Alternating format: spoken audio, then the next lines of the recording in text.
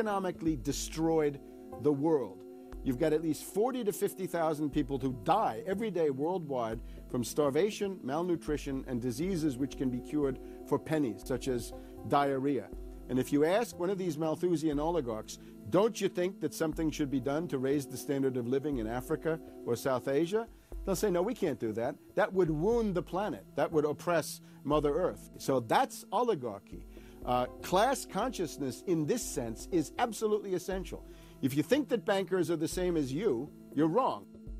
F. Scott Fitzgerald once told Hemingway, you know, the rich are different from us. And Hemingway said, yeah, they have more money. And F. Scott Fitzgerald replied, no, it's something much deeper. It's a whole different world. To be an oligarch, to be a Rockefeller or something of this sort, means that you're in a completely different world with values which are the reverse of human values. Now, if you allow the oligarchs to continue to dominate, the destruction of world civilization is a matter of a few decades at the very, very most. So, choose. To force their agenda through, the elites are employing one of their favorite tools, artificial crisis creation, also known as the Hegelian dialectic of problem-reaction-solution. You never want a serious crisis to go to waste. And what I mean by that, it's an opportunity to do things that you think you could not do before. The Earth's ruling elite are first and foremost monopoly men. The founder of the Rockefeller clan summed it up simply when he said, competition is a sin. Rockefeller himself said that competition was a sin. And people quipped at that, thinking it was one of his little jokes. He made many jokes about saving pennies and stuff like this. But in reality, he was telling you a truth, that competition to a man like him, who worked for a much larger organization, competition truly was a sin. And the cartels that have been formed ever since have become much bigger, more powerful cartels which can literally command governments, sometimes to go to war on their behalf, have occurred. The economic crash of 2008 and 2009 was an engineered crisis designed to cripple sovereign nations globally to make way for a world currency and a new bank of the world. China's holding, what, 1.5 trillion worth. All over the world, they're holding U.S. currencies. They want to get out of them in a way where they're not going to lose on their investments. There's going to be a world currency. There's going to be a new reserve currency. They're going to push it through the IMF. That's going to be the banksters that are going to be in charge of it. It's going to happen, and it's going to happen sooner rather than later. There was also a question to Geithner. Do you think that the U.S. dollar ought to be replaced? And he blew it. He had a moment of candor where he said, yeah, we're considering that. So on that day, the dollar went down 1% within a couple of minutes. Chinese government proposal about a global currency and about the IMF regulations, the new IMF idea about general agreements to borrow and having a faster ability to disperse to the emerging markets. As I understand this proposal, it's a proposal designed to increase the use of the IMF's special drawing rights. And we're actually quite open to that suggestion. Timothy Geithner's comment about global currency is not off the table because it's not off the table and it's going to come. The whole world is ready to bail out of bucks. They just want to do it in a way where they're not going to lose on their investments. That's all that's going on. All the people around the world, the Japanese who have $1 trillion, the Chinese who have $1 trillion, the Saudis have $1 trillion, the Europeans something similar, they're all going to dump it at the same time. The rush for the exits. And that will then create hyperinflation. When America finishes supplying the manpower and the military for standardization of the world into the one system, and they want a secular world society with a hint of greening and Gaia worship for sustainability reasons. America, as they're finishing off this agenda, they'll be pulling the rug from underneath Americans at home at the same time towards the latter stages.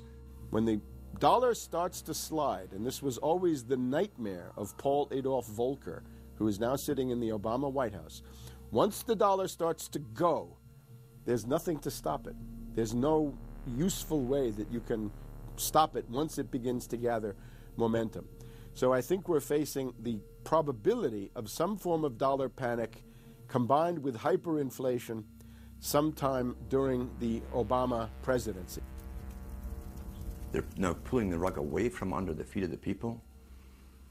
They're becoming rapidly a non-manufacturing country.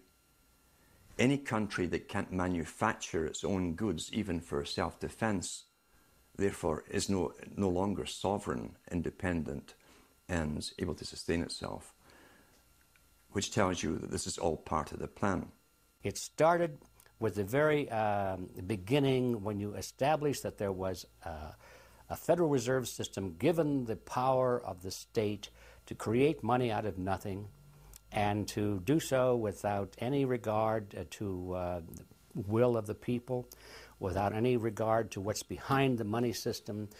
In other words, strictly political and economic motives for the bankers and the politicians. Once you granted that power to a group, the Federal Reserve System, the economic crisis was inevitable. This has happened before. Every time in history when the government was given the power, or a group of banks in conjunction with the government was given the power to expand the money supply at will, those economic systems always wound up in crisis and always collapsed. So there's no reason to believe that the United States was given some kind of a get-out-of-jail-free card, an exemption from the processes of history. So the economic crisis began at the very beginning, and as a matter of fact, when the founders of the Federal Reserve System met on Jekyll Island back in 1910 and were drafting the Federal Reserve Act, one of the things they discussed was how to pass on the inevitable losses to the taxpayers.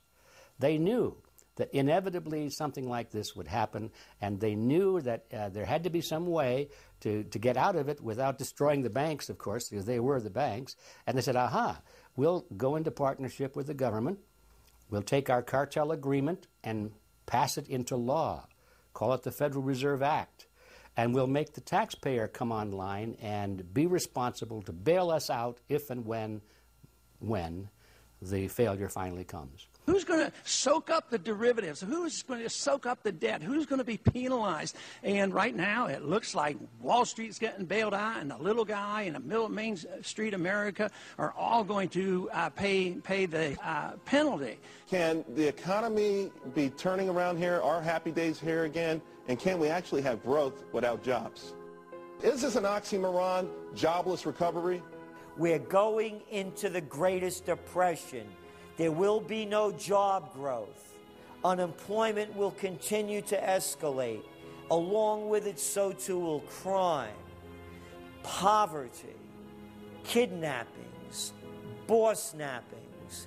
And the more things spin out of control, the harder the hammer is going to come down by the federal government to keep everyone in control. Power is much, much more important to them than money is. Money is only a way to the means. Power is the end result. The elite's main goal is to destroy national sovereignty and individual independence. To consolidate their grip on power, the banksters create artificial debt bubbles that are mathematically impossible to pay back. These are those sinister, toxic assets, the complex financial instruments that they talk about but never really name. They're paper based on paper. They're credit default swaps, collateralized debt obligations, mortgage-backed securities, asset-backed securities, structured investment vehicles,